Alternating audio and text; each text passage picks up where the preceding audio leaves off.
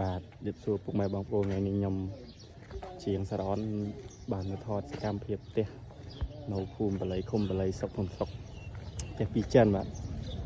ផ្ទះនេះដល់ហុំ11គុណនឹង6.8 ម៉ែត្របូកវេរដដាមកមុខ3 ម៉ែត្រទៀតអញ្ចឹងវា14 ម៉ែត្រសកម្មភាពថតខាងក្រៅព្រោះខាងក្នុងម្ចាស់ទេគាត់ដេកគួរឈើអត់ទាន់ហើយវាវល់ពេកអត់ទាន់ហ៊ានចូលថតខាងក្រៅឲ្យមើលមកជុំផ្ទះនេះមកដាច់តម្លៃ64000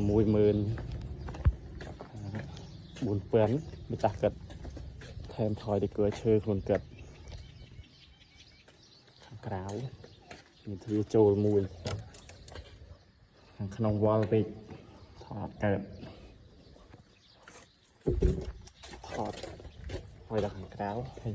បូកចាក់សាបជុំវិញមកជុំទៀតជុំវិញផ្ទះ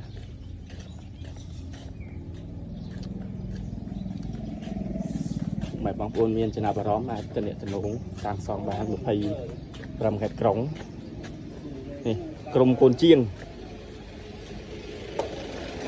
ខាងមុខផ្ទះបិទម៉ាត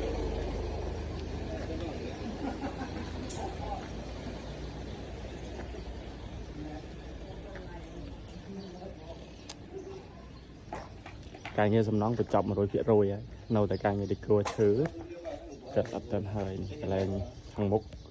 អង្គុយលេងក្រោមក៏បានវេរដដាខាងលើក៏បានដែរស្រួលជួបជុំមិត្តភ័ក្តិបងប្អូនបាទសូមអរគុណ